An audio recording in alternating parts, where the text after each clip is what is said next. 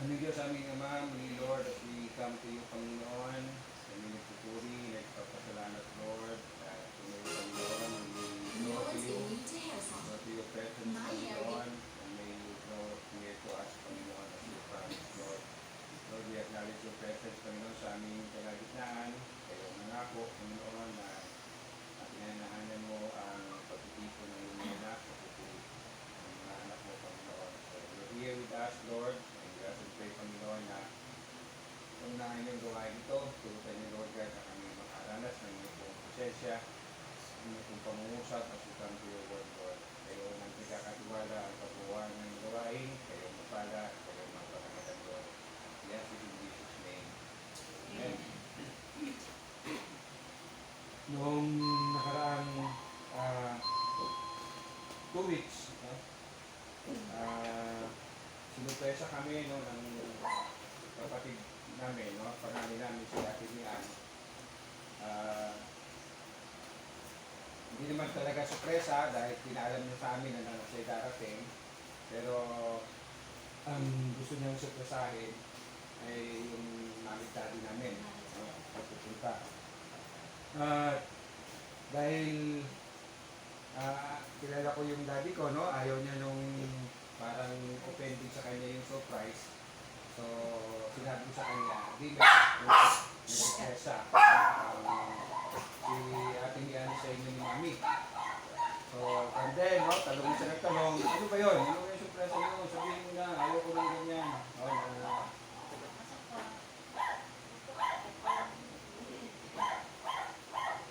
Ayaw ko ng ganyan na pasupres-supresa and everything. So, to cut the story short, so, dumating yung supresa, merong biling sasakyan yung ate ko para sa kanilang mag-asawa. Then, ang buong akala niya, yun na yung supresa. No? So, pero April 22, dumating ng gabi yung aking ate sa bahay, ang mami daddy. So, yun yung pinaka talagang nag-surprise sa kanila. Then, sino, no, bukas kami pamilya, at nabanggit sa akin ni daddy, no, naalala mo shot ang tawag niya sa akin kasi shorty, no, gustong lalaki, at time, tatlo pa lang kami.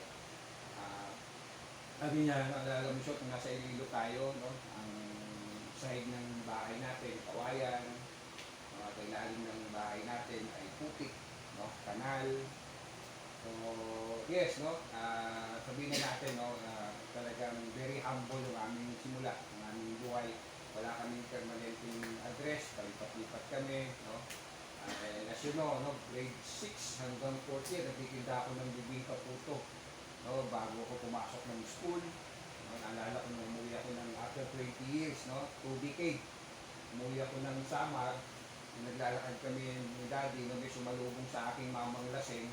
No, mala Navarrete yung katawan, yung Rolando Navarrete, kilala niyo, Mike Tyson ng Pilipinas. Niyakap niya ako.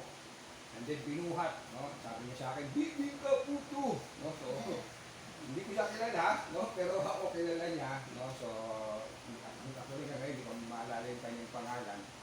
So, I was known to that, no, na ako yung tuwing umaga na nag-iingay sa madaling araw, nagbibenta ng bibingka puto. Ang sinasabi ng daddy ko, no, yun, gumanda yung buhay namin, no, kumpara noon, no, yung kalagayan namin. But I was waiting, no, siguro siguro dahil na-overwhelm mo sa saya, no, dahil nakita nga niya yung buo kami, no, wala nga lang si Dave. No, yun ang kanyang tinignan, yun ang kanyang pinagpapasalamat. Pero at the back of my mind din, no, kumbaga kung nung kami, no, nung natapos sa kwentuhan namin, naisip ko, kung sa mata ng tatay ko, no, na hindi maganda ang buhay namin, no, ano kaya ang tingin naman sa atin ng Diyos? How wealthy are we? Gaano tayo kayaman sa mata ng Diyos? Last, no, bago natin basahin yung text, galing kami sa church, no? Kasama rin si Mami Daddy, pag-uwi namin, si Mami, si Daddy, tapos katabi niya si AJ. Tapos sabi ni Daddy, sabi ni Daddy sa akin, pilan mo to si AJ, no? Parang kailan lang, gusto nito, no? Ganda na ng buhay, and everything.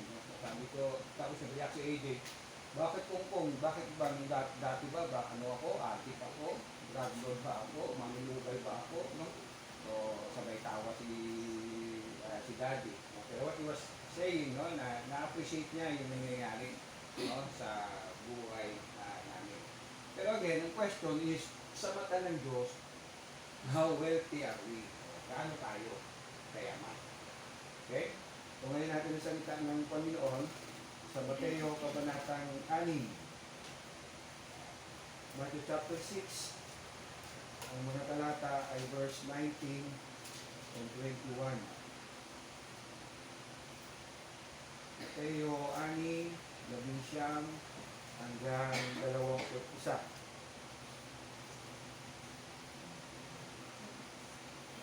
Mateo 6, 19 to 21. Huwag kayong mag-impok ng mga kayamanan dito sa lupa. Dito'y may naninirang insekto at kalawang, at may nakakapasok na magnanakaw. Sa halip, mag-impok kayo ng kayamanan sa langit. Do'y walang naninirang insekto at kalawang, at walang nakakapasok na magnanakaw. Sapagkat kung saan naroon ang iyong kayamanan, naroon din ang iyong puso. Gusto kong magtanap sa kanya pong salita. Yes, indeed, no? Lahat ng meron tayo ay buhat sa Diyos. Amen? Remember, sabi ni Job, nung nawala ang lahat ng kanyang kayamanan, ari-arian, no? At maging ang kanyang mga anak, sabi niya, hubad akong, no, inilabas ng nanay ko sa sinapupunan, hubad din akong aalis sa mundo ito. Ang Diyos ang nagbigay, ang Diyos din ang babawi. So everything na meron tayo ay buhat sa Diyos, no? Ay buhat sa Diyos. At yes, no, makita natin talagang kahit may mga binuro na kung saan, no, ang kanilang kayamanan talagang literal nilagay, no, sa kabaong, sinama sa paglibing, no? Pero alam natin hindi nila ito may sasama, no, sa next slide ika nga. Si Michael Jackson, no, na kilala, no, who knows not, no, Michael Jackson, talagang kilala siya. Sinasabi, si Michael Jackson po ay namatay na bankrupt. Walang-wala. Meron siyang utang ng $500 milyong. Imagine that, no? Si Michael Jackson, no, na gaano kalaki ilang hektarya yun, yung Neverland niya, no, na parang Enchanted Kingdom or Walt Disney, ang laki, no? Pero he died bankrupt. May pagkakautang na $500 milyong, no? Kaya pakisabi sa inyo katabi, marami mas mayaman ka pa kay Michael Jackson. Wala kayo mas siguro utang na $500 milyong, no? But yes, again, ang nais ko pong pakita natin dito, as I said, no, gaano kaya tayo kayaman sa mata ng Diyos? Kaya nyo, bigyan ko ng pamagat ito para tumatak sa isip natin, yayamanin ka ba? So, pakiisipan ka katabi mo, yayamanin ba yan? No? What we read, no, ay part ng sermon ng Panginoong Jesus, no, known as Sermon on the Mount. Tinawag siyang Sermon on the Mount, no, Matthew chapter 5 hanggang Matthew 7, kasi pinahayag niya ito on the mount, no, sa isang bundok. Okay? We can say, no, na merong itong replika nga, no, sa Old Testament, kung saan ibinigay ng Diyos ang 10 utos kay Moses sa bundok din. And here si Jesus, nagbibigay siya, no, basically ng mga kautusan o instructions paano mabuhay ang isang mananampalataya sa mundong ito. No, paano mabuhay ang isang mananampalataya sa mundong ito. At kung babasahin niyo from Matthew 5 to chapter 7, no, binibigyan niya ng gumaga yung opposite, no? Opposite sa pamumuhay ng mga religious people during his time. Na particularly tinutukoy niya ay ang mga Pariseo at Eskriba. Yung mga Pariseo, kumbaga sa panahon natin, sila yung mga pastor. Yung Eskriba, no, these are not teachers of the law, mga lawyers ito, na talagang scholar, no, pagdating po sa kautusan o sa salita ng Diyos. And in one word, kung i-describe, kung lalagay sa isang salita, yung description ni Jesus sa mga religious people na ito, ang isang salita ay hypocrite. Hipokrito. Kaya tingnan nyo po, pakinggan po ninyo ang ilang mga sinabi ng Panginoong Yesus, bahagi po ng Sermon on the Mount. Halimbawa, sa chapter 6 verse 5, iuuli ko yung chapter 5 verse 20 sapagkat ito yung pinakabuod na description pagkukumpara ng Panginoon sa mga Pariseo at Eskriba sa paano dapat mabuhay bilang isang mananampalataya sa mundo ito. Verse 5 ng chapter 6, kapag nanalangin kayo, huwag kayong tumulad sa mga mapagkunwari. Mahilig silang manalangin, nakatayo sa mga sinagoga at sa mga kanto upang makita ng mga tao. Dahil ninyo, tinanggap na nila ang kanilang gantimpala. So chapter 6 verse 16, kung pakibasa, if you have your Bible, chapter 6 verse 16 naman, kapag nag-aayuno kayo, huwag ninyong tularan ng mga pakitang tao, sapagkat sinasadya nila ang mukhang malungkot para ipakita sa mga tao na nag-aayuno sila. At totoong tinanggap na nila ang kanilang gantimpala. okay, so tinutukoy dito ng Panginoong Yesus ay ang mga Eskriba at mga Pariseo na for show time yung kanilang religiosity. At ito ang pinakabuod sa chapter 5 verse 20. 5 verse 20, sinasabi ko sa inyo kung ang pagsunod ninyo sa kalooban ng Diyos ay tulad lamang ng pagsunod ng mga tagapagturo ng kautusan o ng mga Eskriba at mga Pariseo, hindi kayo makakapasok sa kaharian ng langit. So here's the Lord Jesus Christ, nagbigay siya ng pagkukumpara. Ganito mabuhay ang mga Pariseo at mga Eskriba. Ganito kayo dapat mabuhay bilang mga mananampalataya. Kaya following verses, tuturo po siya patungkol sa mga utos ng Diyos, huwag papatay, huwag mangangalunya, ang panunumpa, huwag maghihiganti, pag-ibig sa kaaway, pagbibigay, pananalangin, and here in our text, pag-iimpok ng tunay na kayamanan. Himay-himayin po natin yung ating pong text. Again, sabi ng verse 19, huwag kayong mag-impok ng mga kayamanan dito sa lupa. Dito yung may naninirang insekto at kalawang at may nakakapasok na magnanakaw. Ano kaya ibig sabihin ng Panginoong Yesus dito? Does it means na huwag tayong mag-ipon, huwag tayong mag-invest, huwag tayong magkaroon ng mga material na bagay? Ganun nga ba ang kanyang ibig sabihin? Of course, no. Dahil makita natin sa banal na kasulatan, hindi man lahat ng mga mananampalataya, pero marami din mga mananampalatayang mayayaman. Higit pa sa kanilang pangangailangan. I've mentioned to you si Job. At alam natin, sa kanyang lugar siya ang pinakamayaman. At pagkatapos ng maraming pagsubok, talagang nalimas ang lahat sa kanya, binoble naman ng Diyos ang yaman na meron siya. Yung 3,000 kamelyo, kung tama pagkalala ko, naging 6,000, all his properties, lahat ng meron siya na nawala, ay binoble ng Panginoon. So, for sure, kasi kung ang ibig sabihin ng Lord, huwag kayo mag-ipon ng kayamanan dito sa lupa, huwag tayong mag-invest, huwag tayong magangad na kapag-unlad ng buhay, bakit na pinagyaman si Job, at ang sabi pa nga ng Lord, walang katulad si Job, siya'y matuwid. So, ano ang ibig sabihin ng Panginoong Yesus nito? Siguro, tingnan natin ang ating mga sarili-sarili, ano-ano ang asset and liabilities na meron tayo. So far, pag sinabing asset, sinasabi ng mga financial guru, guru na ang sinabing asset, ito yung nag-generate ng income. So, anong asset natin? Hindi yung ang asset ko ay palakang, asset ko ay ngiti o what, okay. Pwede yan, pang-artista, pang-model o what, Pero, kumusta ang ating asset? And gaano naman karami ang ating liabilities? Pag sinabing liabilities, hindi ito nag-generate ng income, kundi ito ay naglalabas ng income. Kumbaga, gasta ito. Gastusin. So, kung titignan natin yung asset and liabilities natin, kapag even, meron na tayong umasang guminawa.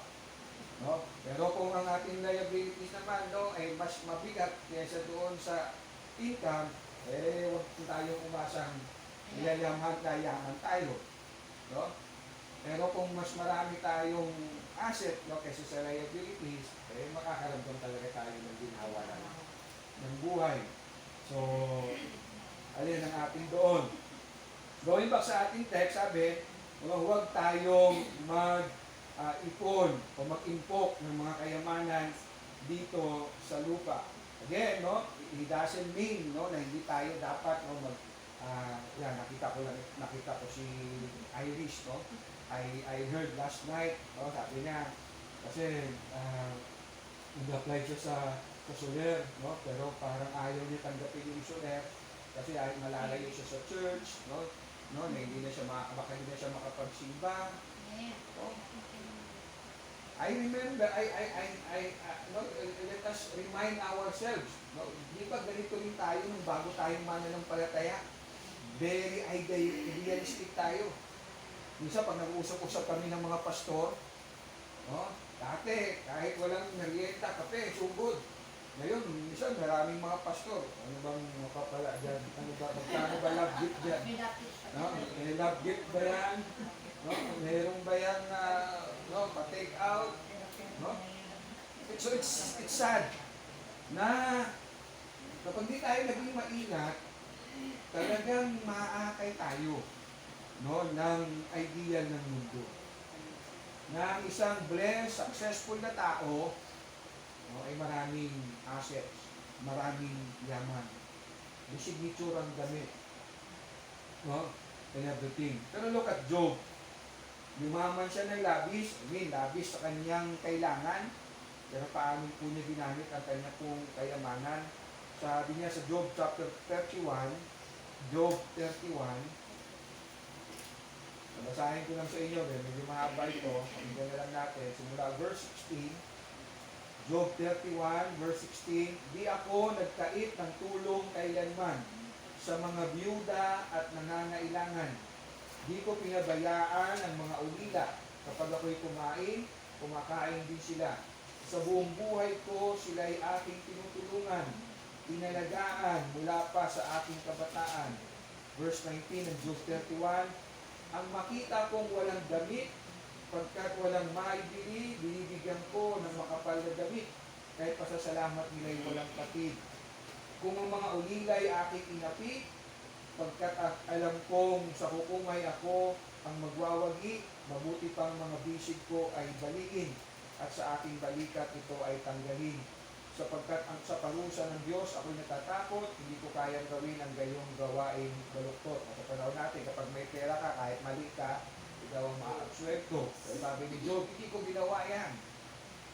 Hindi ko gagawin yan kapag ako'y may takot sa Diyos. Verse 24, kung ako ay umasa sa aking kayamanan at gintong dalisay ang pinananaligan, kapag dahil sa tinatangkilik ako ay nagyabang o nagpalalo dahil sa aking kayamanan, kung ang araw at ang buwan ay aking sinamba, kung ako'y natangay kahit ng lihim lamang o nagpugay, kaya sa sarili kong kamay, ako nga'y nagkasala at dapat hatulan, pagkat ipinakit ko ang Diyos na makapangyarihan sa lahat. So here, makita natin si Job, lumaman siya ng labis-labis, pero hindi po ito naging dahilan para malayo siya sa Diyos. Again, sabi nga ng Panginoon na siya po ay matuwid. Pero itong mga Pariseo, itong mga eskriba, no, they are known as super religious, pero ginamit po nila ang kanilang posisyon para magkamal-kamal ng kayamanan ng salapi. So ngayon niyo po, sabi po ng Lucas, kabanatang 20, si Jesus ang nagsasalita dito, Luke chapter 20, sa makakita, pakibasa po ang verse 45 to 47. Lucas 20, 45 hanggang 47. Habang nakikinig ang lahat kay Jesus, sinabi niya sa kanyang mga alagad, mag-ingat kayo sa mga pagturo ng kausap, na mahilig lumakad ng may mahahabang kasuotan at gustong-gustong kaparanganan sa mga liwasan. Mahilig silang umupo sa mga pandangal sa sinagoga at ang mga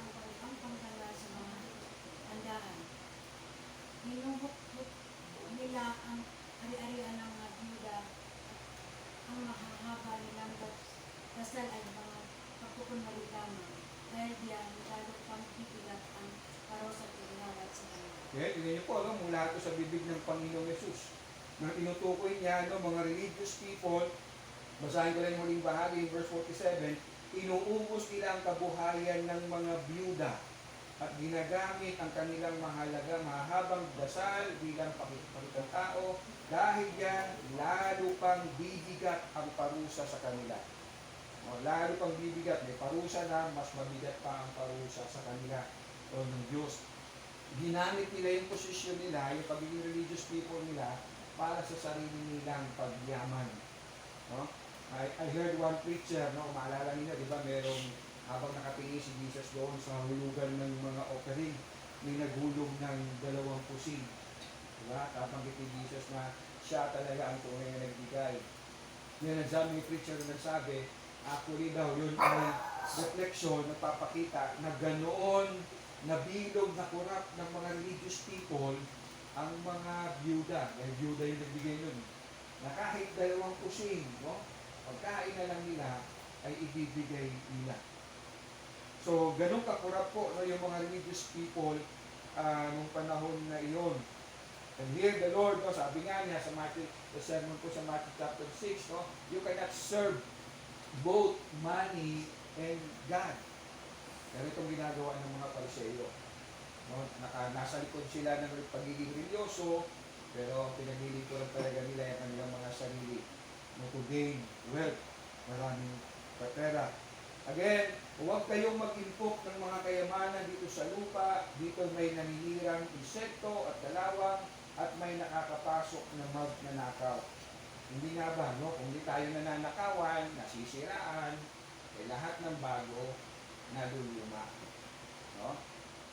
Si Rai, no? Bago yan, maganda, pero luluma din yan. That's not, paluin ko nga. That's natural to. No?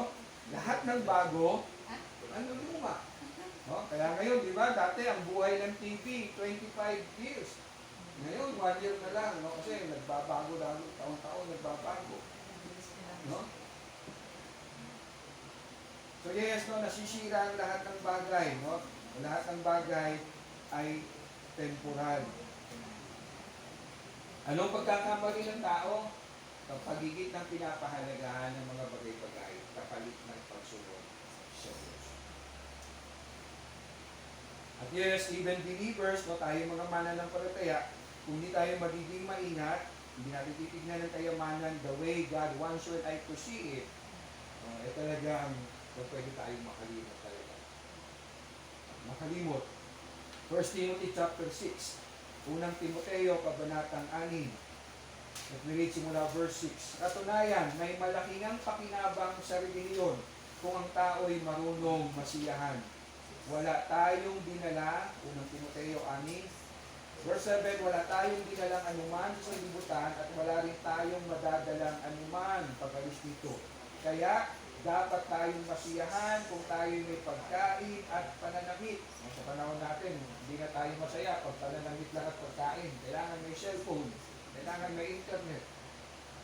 At ang mga nagnanasang yumaman ay nahuhulog sa tukso at nasisilo sa bitag ng masasama at mga hangal na hangarin na nagtutulak sa kanila sa kapatayan at kapahamakan. Verse 10, sapagkat ang pag-ibig sa salapi. Okay? Huwag niyo tanggalin yung pag-ibig sa salapi. No? Hindi masama ang salapi. Ang masama ay ang pag-ibig sa salapi. Kung ayaw nyo ng salapi, pwede nyo lagay dito. Hindi masama yan. No? Ang masama, ang sabi, sapagkat ang pag-ibig sa salapi ay ugat ng lahat ng kasamaan. Dahil sa paghahangad na yumaman, may mga taong nalalayo sa pananampalataya at nasasadlak sa maraming kapigatian. Hindi masama maghangad na yumaman. Pero kung pag-ibig ang motivasyon mo sa salapi para yumaman, mag-uli ugat yan ng lahat ng kasamaan. Meron po kong personally, no, kilala pong believer nag-accumulate ng maraming properties. Ilang kondo, ilang bahay, and eventually, no, ng lamig sa Panginoon. Naubusan siya ng oras, no, para sa Panginoon kasi kailangan niya magtrabaho ng maraming beses, 3, 4 na job kasi hinuhulug-hulugan niya yung mga kondo niya at mga bahay niya. Kasi isang trabaho nga lang, nakakapagod na eh. No? Imagine niyo yung pumapasok araw-araw sa Metro Manila. Mabuti nga ngayon, maganda-ganda na ang kahit pa paano ang biyahe. No, sige yung nakaranas dito ng ang pinakatandaan nyo kapag gumanong-ganon yung sasakyan nyo, malapit na kayo sa Paliparan, sa Salawan. Naranasan ko yun eh, no? Pumapasok ako sa Valenzuela, mula Baklaran, makakatulog ka, pag gumanong-ganon na. Paliparan na, sa tawag na. Araw yan. Ng araw yan, no? Tapos isang oras, kulang-kulang 2 oras ang biyahe. Sabi nga noon, di ba? 2 oras ang biyahe, di ba? Bago ka makarating. And then, pag uwi mo, no? Tutulog ka lang ng saglit, papasok ka na ulit. No? Nakita ko yun kay Mami Daddy, no? Kaya appreciate mo yung mga pagpapagal talaga ng mga nagtatrabaho. Dahil talagang biyahe pa lang, nakakapagod na. No, ngayon, ang dami ng reklamo kahit may LRT, may MRT, no, meron pang angkas, no, meron pang ganito, joyride, no? Pero pag chinek mo naman yung bank account, wala namang pera. Wala namang may pakita. So, ano nangyari kung sa taong ito, no? Dahil nag-accumulate siya ng marami, and then ito na, masaklap, no? Unti-unti, yung mga kondo niya, nabawasan. Dahil hindi niya na kaya. Naiwanan na pabayaan niya yung spiritual life niya, napabayaan niya na yung pamilya niya, napabayaan niya na yung kalusugan niya. No? Kasi kailangan mo, sabi nga Linda, work. Ito, hindi lang work. Sister, work. No? Dahil marami siyang bayarin eh. So, ang masaklap na yun, nanlamig na siya sa Panginoon. At salamat ang Diyos talagang napaka-tsaga. No, sabi nga ni Gary B, babalik ka rin. Actually, ibabalik ka talaga ni Lord. At tatawagin ka talaga niya at papamulan sa iyo. Anak, you're wrong way. No? Hindi yan. Babalik ka sa kalooban ko. Yes, all of us, no, bilang mga mananampalataya, we really have to guard our hearts. Kahit sino, atin, pastor, leader, whosoever. No, remember si Paul. Yes, he learned to be content. Sabi nga niya sa Pilipos, natutunan ko ng makontento. Meron o wala, I'm good. I can do all things through Christ Jesus who strengthens me. Pero di ba binigyan siya ng sakit? Ang sabi nga niya doon, upang hindi ako maging palalo. So meaning, we all have the tendency. Kaya dapat talagang bantayan natin ang ating kalooban. No? Minsan talaga, sabi niyo, pag ako yung nagbumotor, no? Nakakita ko ng mga street people, mga taong grasa and everything. Lord, diba, nung high school ako, pangarap ko yan, Lord, payamanin mo lang ako. No? Lahat ng matatanda sa kalsada, lalagyan ko ng bahay, magtatayo ko ng factory para sa lahat ng hindi nakapag-aral, magtatrabaho sa akin na basta yung kinikita ng kumpanya ko, no? Pag-ahati-hatiyan namin. Ang ganda naman ang pangarap ko, Lord, pero ba't di mo ako pinagyaman? God knows my heart. Pero pag pinagyaman niya ako ng gusto, baka iba talaga ang pangarapin ko.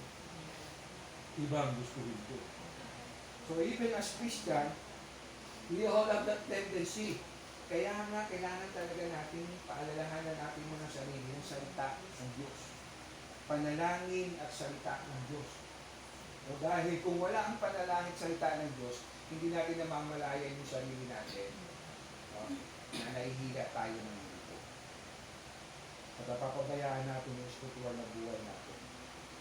Sabi ng 1 Corinthians chapter 10, 11 and 12, nangyari ito sa kanila bilang babala sa iba at sinulat upang tayo namang nabubuhay ngayong mga huling araw ay maturuan. Kaya't mag-ingat ang sino mang nag-aakalang siya'y nakatayo at baka siya mabuhay.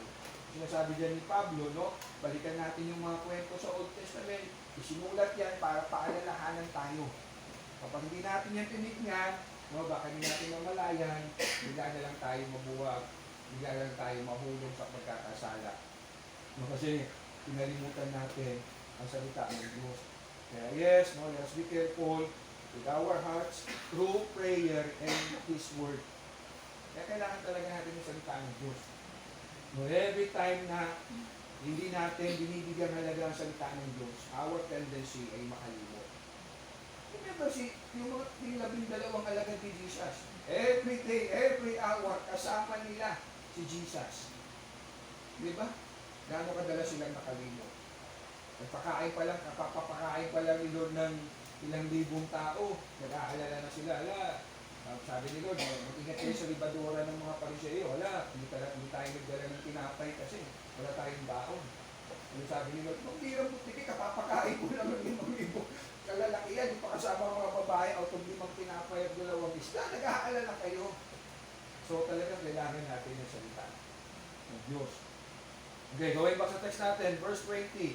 Sa halip mag-impok kayo ng kayamanan sa langit, do'y walang naninirang, insekto, kalawang, at walang nakakapasok na magnanakaw. Now, you know, kung ito sabihin, no, sa title na yayamanin ka ba, gaano na tayo kayaman sa mata ng Diyos? Gaano na karami ang naiimpok nating yaman sa langit? Unang Timoteo, Kabanatang 6, First Timothy chapter 6, pakibasa po ang verse 17 hanggang 19. Unang Timothy.